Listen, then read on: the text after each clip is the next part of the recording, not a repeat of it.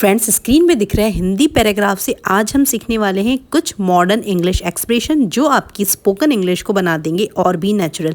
तो चलिए वीडियो शुरू करते हैं। आजकल की जिंदगी इतनी भागदौड़ भरी हो गई है कि हमारे पास खुद के लिए भी समय नहीं बचता। देखिए फ्रेंड्स, दौड़ भरी जिंदगी को हम कहते हैं हेक्टिक लाइफ। क्या कहते हैं हम? Hectic life. ठीक है। और यहां देखिए आजकल के लिए हम दो तरह से कह सकते हैं, नाउ अ डेज और कह सकते हैं दीज डेज। ठीक है। या फिर यहां पर जिंदगी भागदौड़ भरी हो गई, किसी भी चीज का हो जाना, हो गई है, ये है हमारा present perfect tense. Present perfect tense में हम लगाते हैं हैज या हैव, उसके साथ में वर्ब की थर्ड फॉर्म। और देखिए किसी चीज को होने को हम कहते हैं बिकम,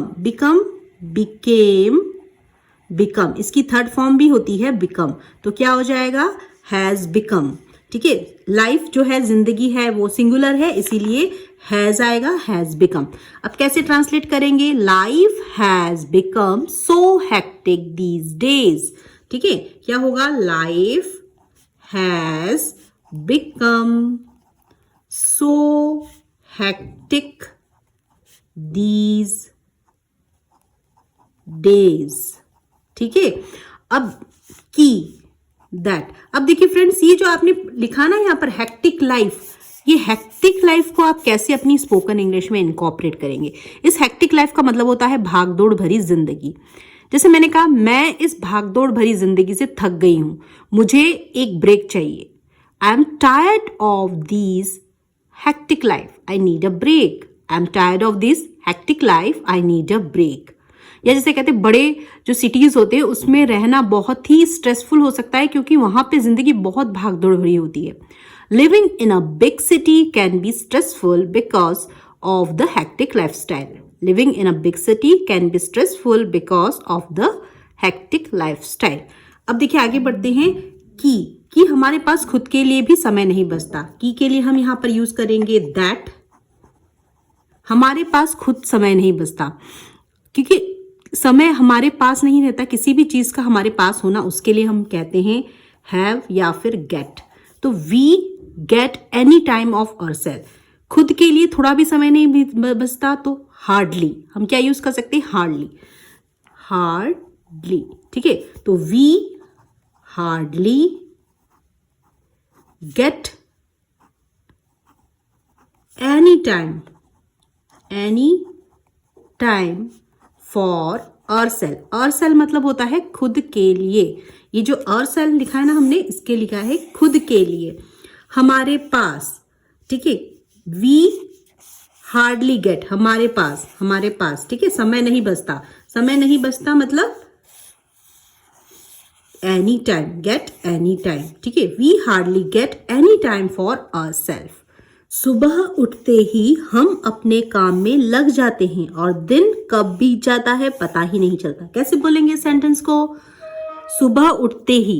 ठीक है। The moment we wake up. देखिए, जगने को हम कहते हैं, हम जो जागते हैं ना, उसे हम कहते हैं वेक अप। ठीक है। तो यहां पर हम लिखेंगे जिस मोमेंट पे हम जगते हैं, the moment we wake up, हम अपने काम में लग जाते हैं, मतलब हम किसी काम में पूरी तरह से व्यस्त हो जाते हैं। तो किसी काम में पूरी तरह से व्यस्त होने को हम कहते हैं gate caught up in something. किसी भी चीज में आप व्यस्त होने को आप कहते हैं gate caught up in something. इस इंग्लिश एक्सप्रेशन को आप याद रखें। ढेर सारे हम स्पोकन इंग्लिश के सेंटेंस बना के अपनी इंग्लिश को इंप्रूव कर सकते हैं। देखिए, कैच जो होता है ना, कैच, CATCH, कैच मतलब होता है पकड़ना, है ना, किसी काम में जकड़ जाना, कैच का मतलब होता है। और इसकी सेकंड फॉर्म आई है, हो जाते हैं, इसीलिए कॉट। Catch, cot. ठीक है। इसकी थर्ड फॉर्म भी कॉट ही होती है। तो क्या होगा? गेट कॉट अप समथिंग मतलब किसी काम में पूरी तरह से व्यस्त हो जाना। मैं काम में इतना व्यस्त हो गया कि तुम्हें फोन करना ही भूल गया। I got caught up in work and forgot to call you. या फिर माफ करना, मुझे थोड़ी देर हो गई, मैं ट्रैफिक में फंस गया हूं मतलब आई got caught up in traffic. Sorry, I'm late. I got caught up in traffic. तो वैसे ही यहां पर होगा, the moment we wake up we caught up in a work, ऐसा ही होगा। तो we get caught up in, किसमें हम व्यस्त हो जाते हैं? In a work. किसी भी चीज में व्यस्त हो जाना, फंस जाना, उसे हम कहते हैं कॉट अप। तो cot up in traffic, caught up with work, ठीक है। अब है और दिन कब बीत जाता है पता ही नहीं चलता, और के लिए आएगा एंड, देखिए पता ही नहीं चलता, इसके लिए इंग्लिश एक्सप्रेशन है before we know it. Before we know it, यदि पास्ट में यूज करेंगे तो बिफोर वी न्यू इट हो जाएगा, ठीक है। पता ही नहीं चला, पता ही नहीं चला के लिए न्यू इट हो जाएगा, कि नो की फर्स्ट फॉर्म होती है नो, न्यू और नोन, क्या होती है? नोन। तो इसीलिए पता ही नहीं चला, तो बिफोर वी न्यू इट, पता नहीं चलता बिफोर वी नो इट, ठीक है। अब कैसे हम बिफोर में पता ही नहीं चलता, तो देखिए हम बोलते ही हैं कि अपने बचपन का आनंद ले लो, पता ही नहीं चलेगा और तुम बड़े हो जाओगे। अपने बचपन का आनंद ले लो, पता ही नहीं चलेगा और तुम बड़े हो जाओगे। Enjoy your childhood. Before you know it, you will be all grown up. Before you know it, all you will be grown up. देखिए, या फिर हम ऐसे भी कहते हैं अपनी स्पोकन इंग्लिश में कि जो है चलो अब निकलते हैं, पता ही नहीं चलेगा कि आधी रात हो जाएगी, ऐसे ही गप्पे मारते मारते आधी रात हो जाएगी। Let's leave now before we know it, it will be midnight. Let's leave now before we know it, it will be midnight. तो वैसे ही यहाँ पर हम पूरे दिन काम करते हैं, हमें पता ही नहीं चलता कैसे दिन निकल गया। कैसे बनाएंगे sentence? And before we know it, before we know it, देखिए ये जो है प्रेजेंट टेंस की बात कर रहा है। पता बीत जाता है, बीत जाता है, दिन कब बीत जाता है पता ही नहीं चलता, पता ही नहीं चलता, प्रेजेंट की बात कर रहे हैं, इसलिए हमने यहाँ पर नो लिखा है। The day is already over, the day is already over. Friends sorry, ये जो साइड में नॉइज हो रहा है, काम चल रहा है अपार्टमेंट में, इसलिए तो इसके लिए मैं आपको सॉरी बोल रही हूँ, थोड़ा सा नॉइज हो रहा है, ठीक है। तो before we know it, the day is already over. कभी कभी हमें लगता है कि हम बस एक काम से दूसरे काम के पीछे भाग रहे हैं। देखिए फ्रेंड्स, एक काम से दूसरे काम के पीछे भागने रहने को हम क्या कहते हैं? इसके लिए क्या इंग्लिश एक्सप्रेशन होता है? रन फ्रॉम, क्या कहते हैं हम? Run from one task to another, run from one task to another. जैसे हम कहते हैं ना, मैं पूरी सुबह एक काम से दूसरे काम के पीछे भाग रहा हूं। I have been running from one task to another all morning. I have been running from one task to another all morning. या फिर कहते हैं ना, वह हमेशा एक काम से दूसरे काम के पीछे भागती रहती है और उसे मुश्किल से ही आराम का समय मिल पाता है। She is always running from one task to another and hardly gets any rest. कभी कभी को हम कहेंगे sometimes, sometimes। देखिए हमें ऐसा लगता है कि, ठीक है, हमें ऐसा लगता है मतलब it feels like we are constantly running from one task to another, ऐसे हम इसे कह सकते हैं। इट फील्स लाइक मतलब हमें ऐसा लगता है, इट फील्स लाइक। कॉन्स्टेंटली मतलब होता है कि हम लगातार दौड़ रहे हैं। वी आर कॉन्स्टेंटली रनिंग, दौड़ रहे हैं, रन, इसीलिए रन के साथ में हम रनिंग लिख देंगे, ING, कंटिन्यूअस टेंस हो जाएगा, ठीक है। Running from one task to another, ठीक है, वन टास्क टू अनदर। अब देखिए, लेकिन हमें यह नहीं भूलना चाहिए कि जिंदगी सिर्फ काम करने का नाम नहीं है। लेकिन हमें यह नहीं भूलना चाहिए, बट वी शुड नॉट, चाहिए, चाहिए के लिए हम मॉडल वर्ब शुड यूज करते हैं। क्या यूज करते हैं? शुड। नहीं भूलना चाहिए मतलब शुड नॉट, ठीक है, नहीं भूलना चाहिए मतलब शुड नॉट।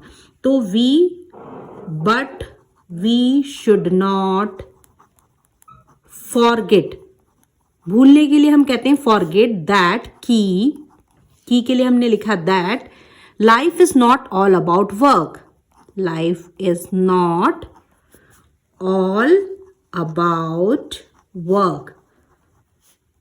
जिंदगी सिर्फ काम करने का नाम नहीं है। इसके लिए हम एक्सप्रेशन यूज करेंगे life is not all about work. हमें समय निकालकर अपने परिवार के साथ बैठना चाहिए, दोस्तों से मिलना चाहिए और उन छोटी छोटी चीज़ों का आनंद लेना चाहिए जो हमें खुश करती है। देखिए कैसे ऐसे बोलेंगे, यदि आपको ऐसा बोलना हो अपनी डे टू डे स्पोकन में इंग्लिश में तो कैसे बोलेंगे? सब इसमें आपका चाहिए आ रहा है, तो हमें पता चल रहा है कि हमें यहाँ पर मॉडल वर्ब क्या यूज़ करना है? शुड यूज़ करना है। सो हमें वी शुड समय निकालना चाहिए। देखिए किसी भी चीज़ के लिए, किसी भी व्यक्ति के लिए हम समय निकालने के लिए एक्सप्रेशन यूज़ करते हैं make time for. Make time for किसी चीज़ या वस्तु के लिए समय निकालना। तुम्हें अपने परिवार के लिए समय निकालना चाहिए। You should make time for your family. मैं व्यस्त रहता हूँ लेकिन अपने दोस्तों के लिए हमेशा समय निकालता हूँ। I am busy but I always make time for my friends. I am busy but I always make time for my friends. ठीक है, तो कैसे हो जाएगा? We should make time for our family. क्या हो जाएगा? We should make time for our family. We should make time for our family. दोस्तों से मिलना चाहिए। देखिए किसी के साथ में भी हम दोस्त से मिलना, उनसे हालचाल पूछना, किसी से मिलना, उसके लिए हम यूज़ करते हैं कैच अप। क्या यूज़ करते हैं? कैचअप। कैचअप का मतलब होता है कि दोस्तों से मिलकर उसका हालचाल पूछना। ठीक है, कैचअप विथ फ्रेंड्स। जैसे मैंने कहा मैं इस वीकेंड अपने पुराने दोस्त से मिलने और उसका हालचाल पूछने जाने वाली हूँ।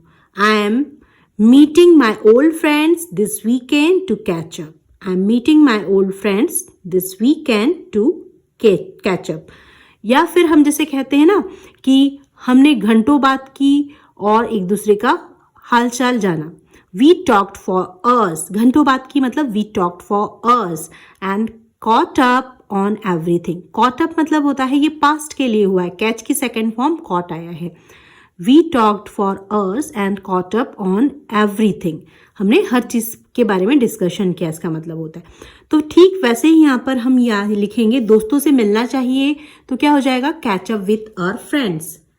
Catch up with our friends. Catch up with our friends.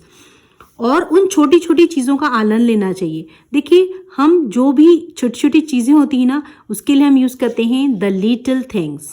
The little things. ठीक कि कभी कभी छोटी छोटी चीज़ें ही हमें खुश कर देती है। Some time it is the little things that make us happy. मुझे छोटी छोटी खुशियाँ पसंद हैं, जैसे शाम को अपनी माँ के साथ में चाय पीना। I love the little things like having tea with my mother in the evening. वैसे ही यहाँ पर कैसे लिखेंगे? उन छोटी छोटी चीज़ों का आनंद लेना चाहिए and enjoy the little things. The little things जो तुम्हें खुश करती है, that make us happy. That make us happy.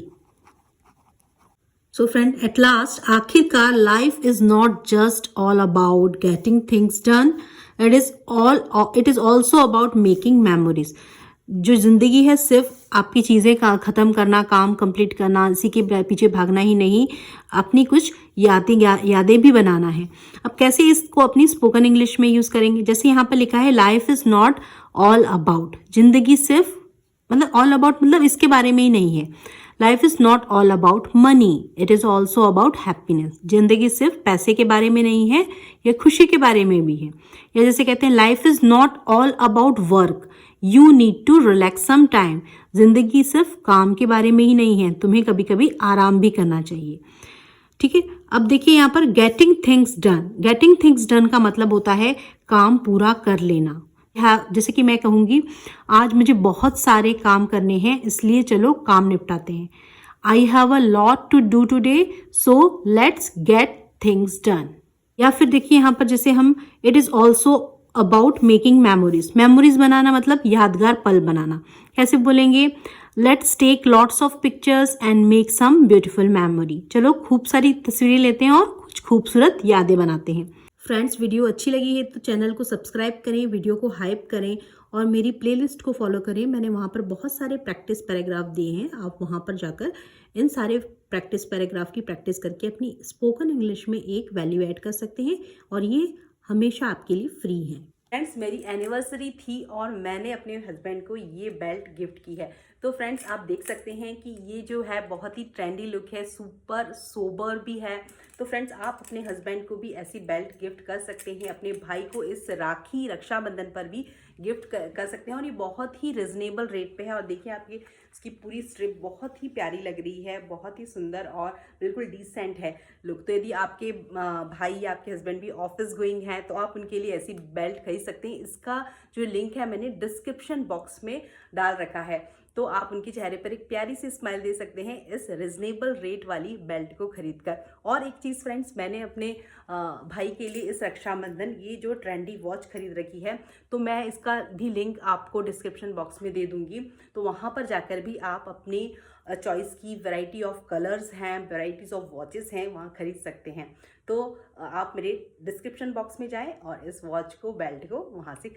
So friends, if this video add any value in your English learning journey, please do subscribe my channel and don't forget to hit the bell icon, जिससे कि मुझे आपका प्यार और motivation मिलता रहे और मैं आपके लिए लाती रहूँ इस तरह की डेली कंटेंट की स्पोकन इंग्लिश के पैराग्राफ्स की वीडियोस। सो फ्रेंड्स, मेरे चैनल को सब्सक्राइब करें, वीडियो को ज़्यादा से ज़्यादा हाइप करें और कमेंट सेक्शन में कमेंट करके ज़रूर बताएं कि आपको ये वीडियो कैसी लगी है, आपको किस टॉपिक पर और वीडियोस चाहिए। So thanks for watching my videos, keep learning, keep growing, keep practising. Thanks for watching my videos.